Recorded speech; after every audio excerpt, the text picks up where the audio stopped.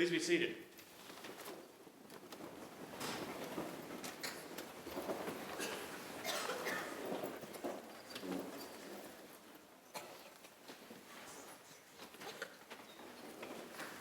I might ask as a reminder, if you've not already done so, please silence whatever communication device you might have stashed away. My wife Lobi and I are pleased to welcome all of you to today's baccalaureate service. Students, faculty and staff, trustees, family and friends, and most especially the members of the class of 2016. Today's service marks the beginning of Commencement Weekend 2016, including traditions and rituals that the college has observed since its founding in 1853. The baccalaureate service is one of these significant traditions. In recognition of the college's founders and of our ongoing affiliation with the Presbyterian Church USA, our baccalaureate service is a Presbyterian service through which we give thanks to God for our seniors and all that they have accomplished, and ask God's blessing as our seniors move into the next stages of their lives. As is our Presbyterian custom, however, this service is ecumenical, inclusive, and welcoming. Our Monmouth College community is a beautifully rich and diverse community. We are therefore grateful for your presence today, no matter what your religious affiliations or faith traditions might be. Today's service is enriched by the talents of many members of the Monmouth College community.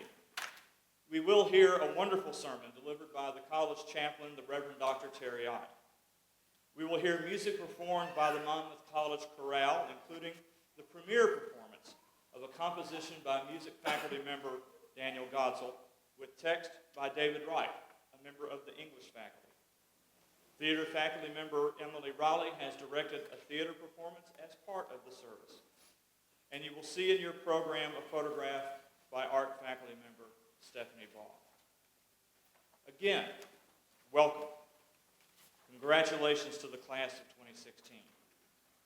Let us join together to celebrate God's work in this world.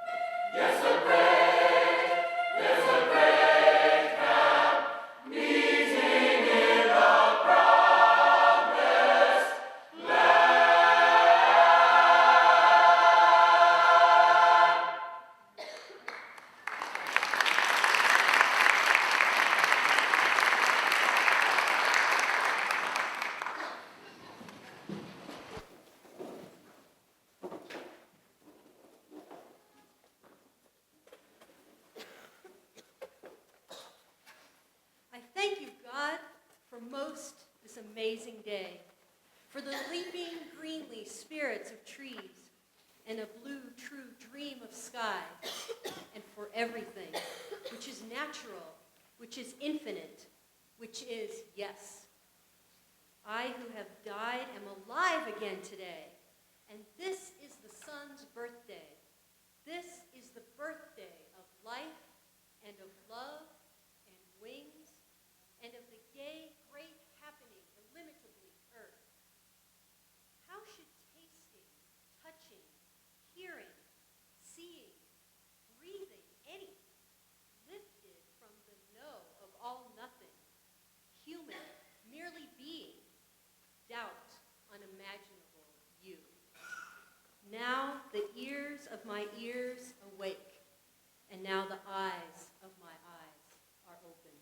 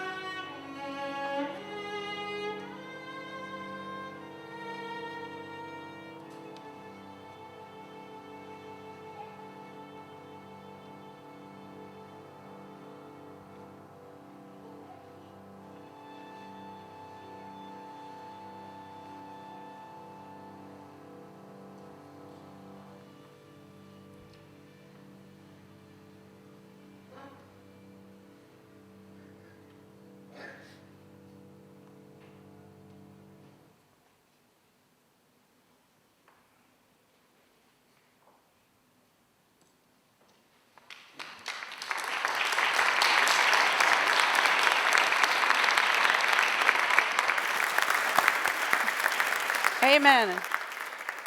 I always say that the Presbyterian amen is a round of applause. So.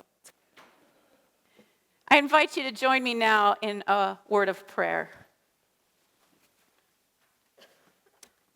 Great God, source of all light, by your word you give light to the soul.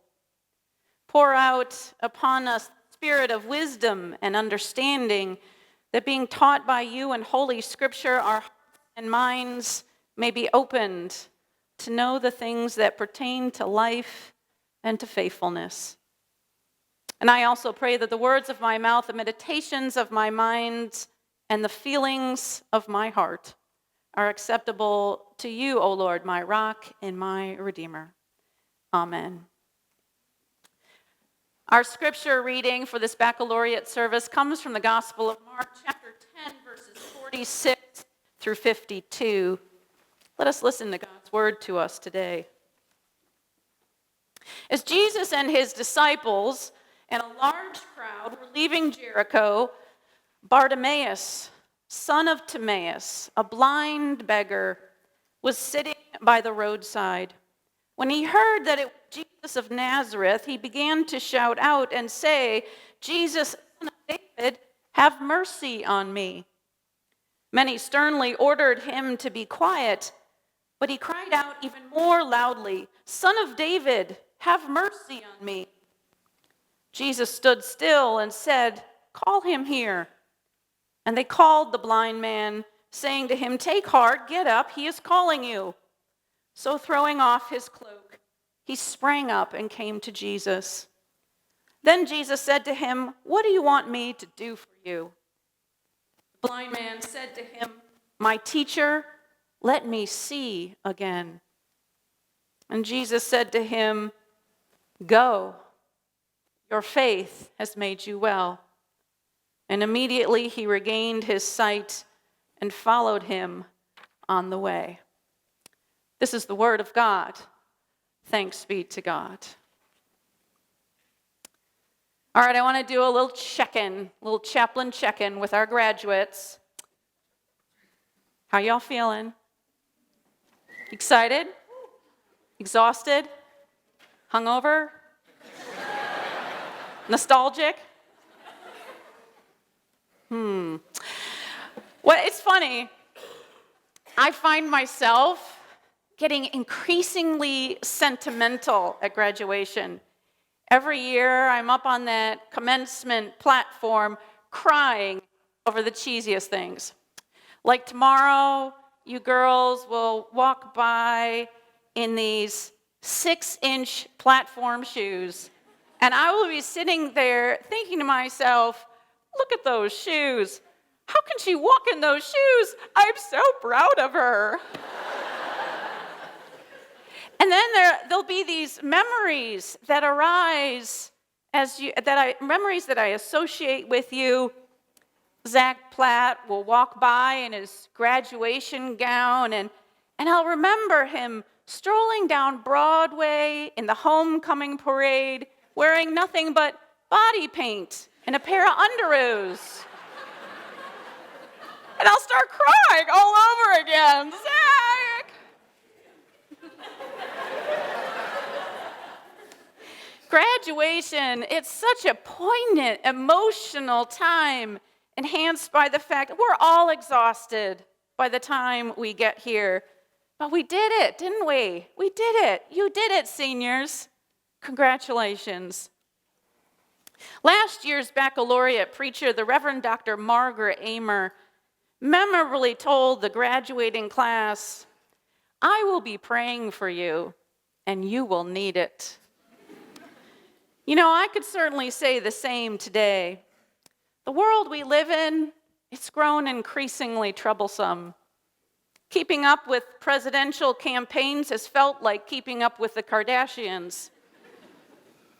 The Black Lives Matter movement has highlighted the racial and racist structures that persist in our society. In 2015, there were more mass shootings in the United States than there were days. The world produces enough food, but 11.3% of the world still goes hungry. In Syria, we've got to we've got to mention Syria. Our hearts break over Syria. And people are just generally afraid and suspicious. We don't know who we can trust. We don't know what we can do to solve the complicated problems of our time. And so we just lock ourselves up spiritually, emotionally, physically, and we buy a lot of guns to protect ourselves from that which we can't control. So yes, graduates, I will pray for you, and you're going to need it. But my prayer will be more specific. When it was decided that I would be up here preaching today, egad, I asked myself, all right, what do I hope for these graduates? What do I yearn for them as they leave this red brick oasis of higher learning and venture out into their future? And as I considered these questions, I was led to this story of Jesus healing the blind beggar Bartimaeus, because my hope for you, what I yearn for you, is the ability, but most of all, the desire to see. Now let's look closely for a minute at the story in the Gospel of Mark. Bartimaeus is an important character here, depicted as wise and faithful for two reasons. First, he knows he is blind. And secondly, he wants to see. Now, I know you may be thinking, well, duh, that's obvious. Who wouldn't want to see if they were blind? Well, apparently, lots of us.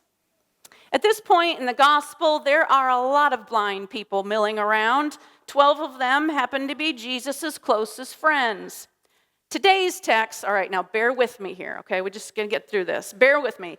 It's the end of what Bible scholars call an inclusio, or a Markan sandwich, that begins with Jesus healing one blind man in chapter 8 and concludes with the healing of Bartimaeus here in chapter 10. And the two healings are meant to highlight what is in between and how blind the disciples are to what is right in front of them.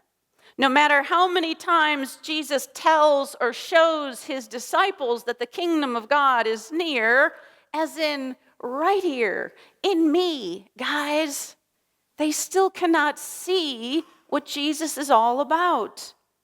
I'm not sure how he had the patience to put up with them, or with us, for that matter, because we're all blind in some way.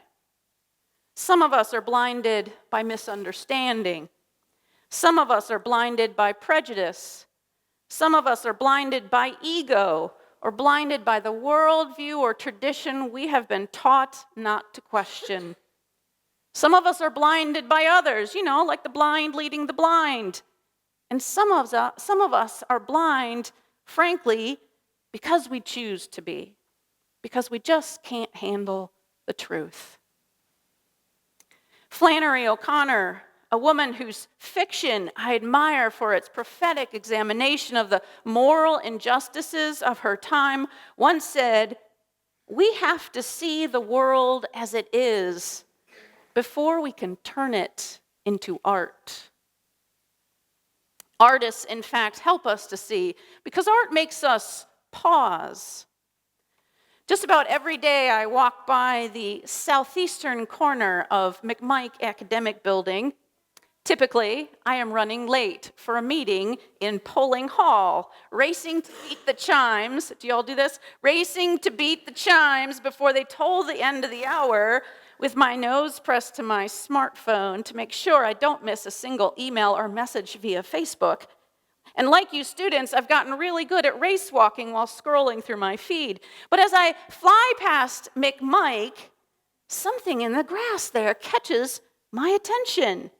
I remove my nose from my digital device, and I look, and I see what appears to be a large yellow plaster snake just sitting there in the grass. It's not a scary snake. It has a little smile or a smirk on its face and a cute little pattern of pebbles running down its back. But it makes me pause. What is this? Now I'm late for my meeting, but I am curious.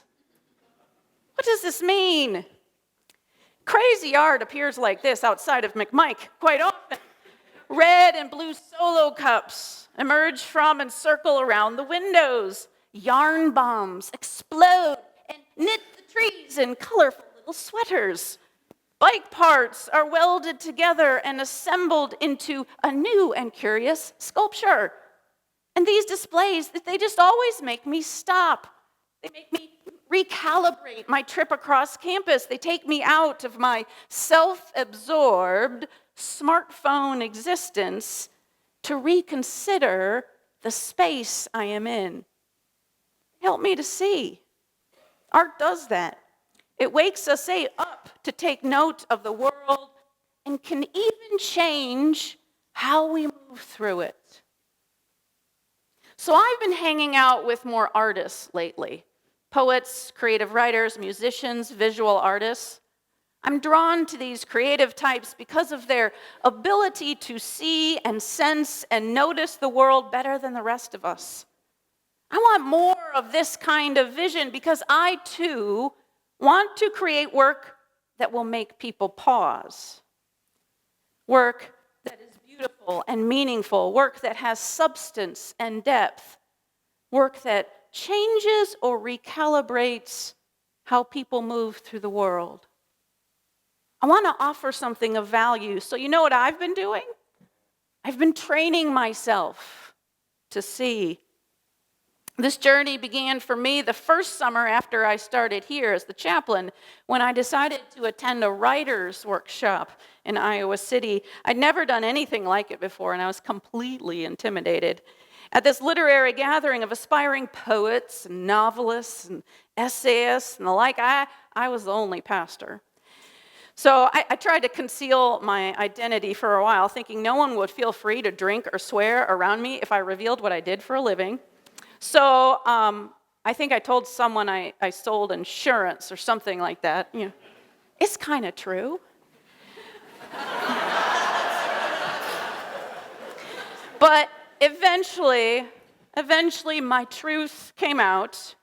I had to meet one-on-one with my teacher, who was a poet, to get his feedback on something I'd written that I considered my best work. Whew.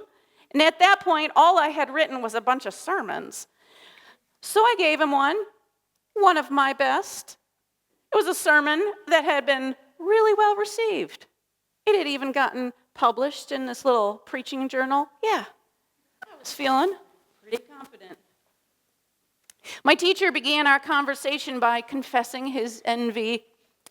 He said, "You know, Terry, poets get really excited when 10 people show up for one of our readings.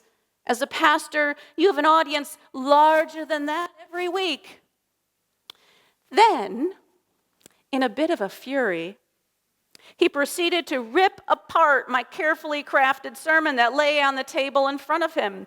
His pen blocked off and slashed through whole paragraphs as unnecessary. He circled my real beginning that I had mistakenly placed at the end, and then finally, in a frustrated huff, he just stopped. He looked up at me and he said, "You're not venturing far enough into the wilderness of humanity.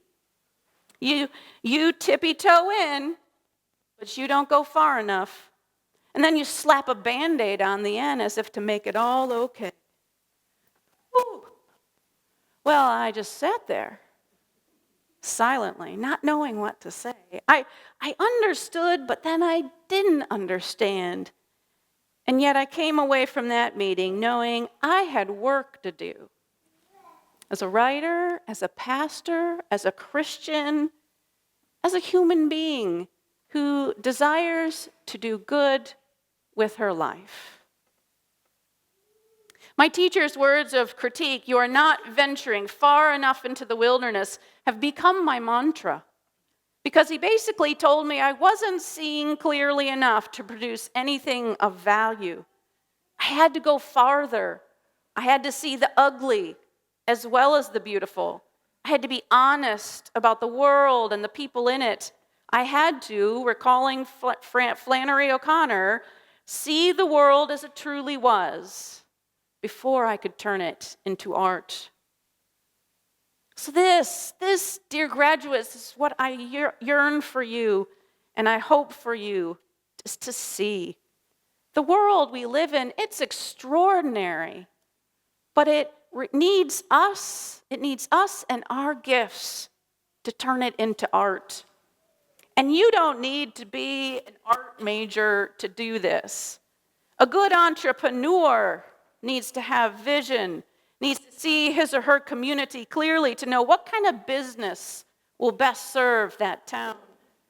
A good physical therapist will find ways to heal bodies by using all her senses, by not taking pain at face value, but by looking deeper, assuming nothing, seeing each patient as an individual.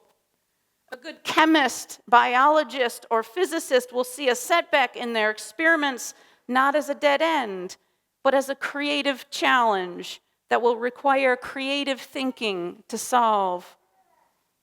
A good politician will not look upon his or her constituents as red people and blue people, but as people who each has their own version of the American dream. Bartimaeus is highlighted in the Gospel of Mark because he gets it right. He knows he is blind and he wants to see.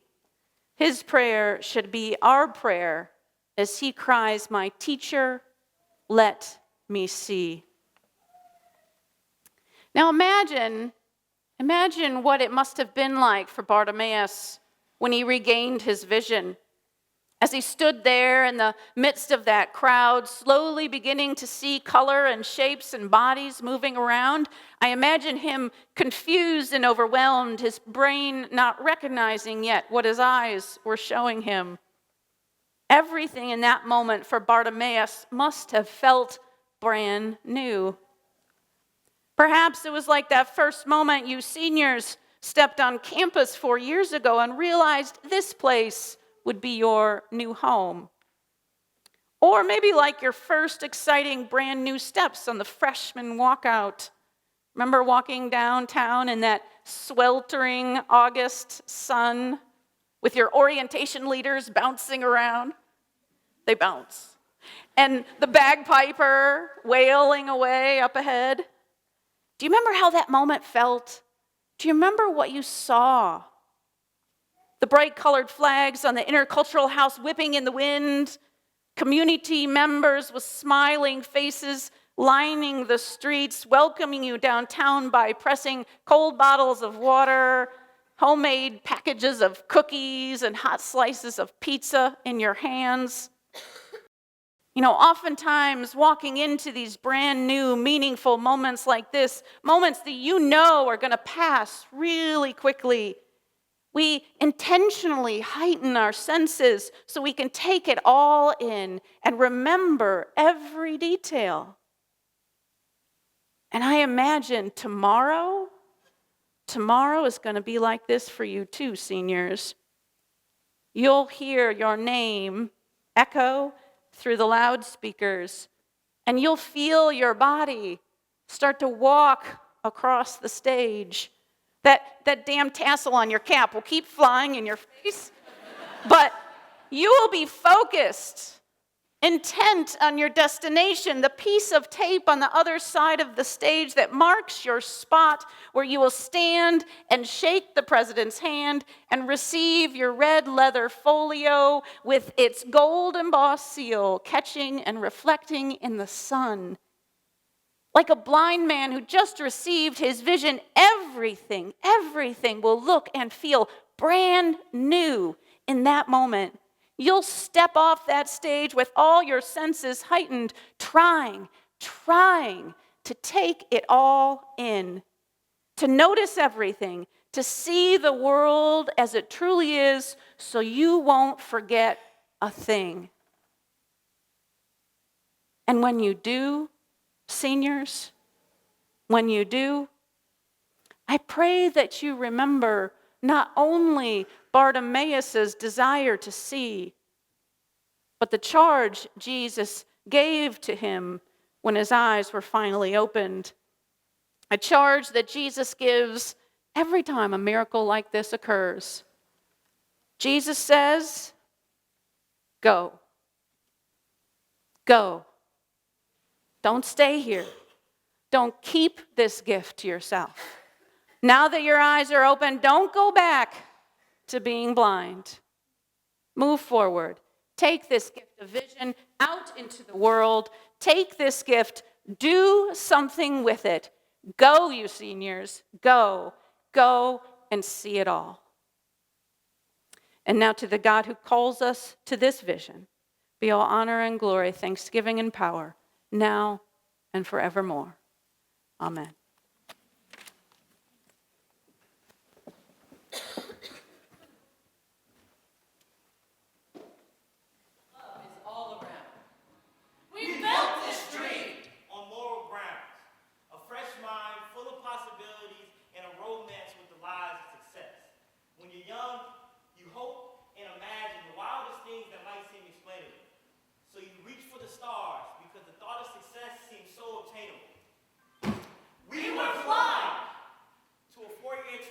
That taught us a lesson in faith. Because soon, at the crack of dawn, businessmen will wear suits and ties like kings with royal crowns. And God's children will still lack leadership of parents that don't know the difference between common sense and condoms. We can change the world.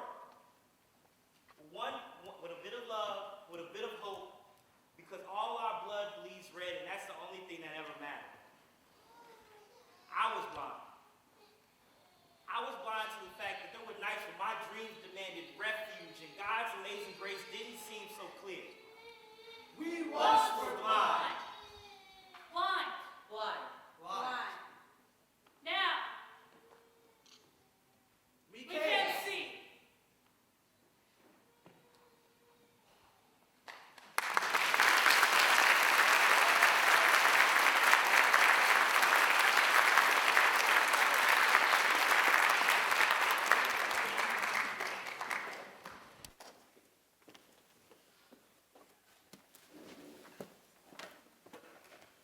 I invite you to join me in the senior prayer.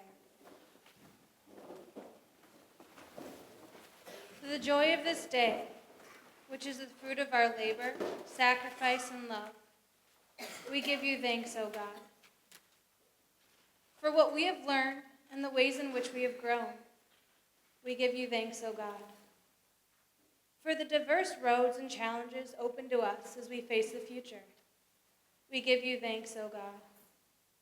For everyone who has encouraged us and stood by us, we give you thanks, O God. For the knowledge that you love us and that you are always present for us, we give you thanks, O God. In this world, where the wise differ and the good disagree, and saints divide over what is best, help us to recognize the many ways we are blind, O God, and help us to pray like Bartimaeus. My teacher, let me see. In this world where cowards flee when they should stand, where there's public cynicism and private despair, summon us to courage, inspire us with hope, and guide us with the gift of your amazing grace. Amen.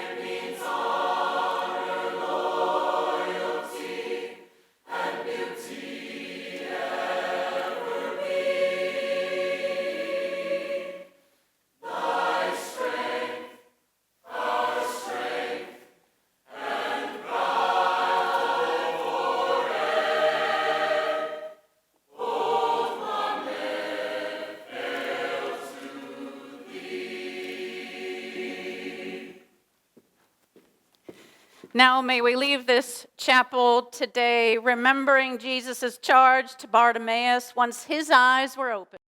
Remembering Jesus' charge to go. Go out into the world. Don't go back to being blind now that you see. Go out into the world and share this gift. Don't keep it to yourself. Go, go, see it all. And as you do, may God bless you and keep you. May God be kind and gracious to you. May God look upon you with favor, and may God bring you peace. Amen.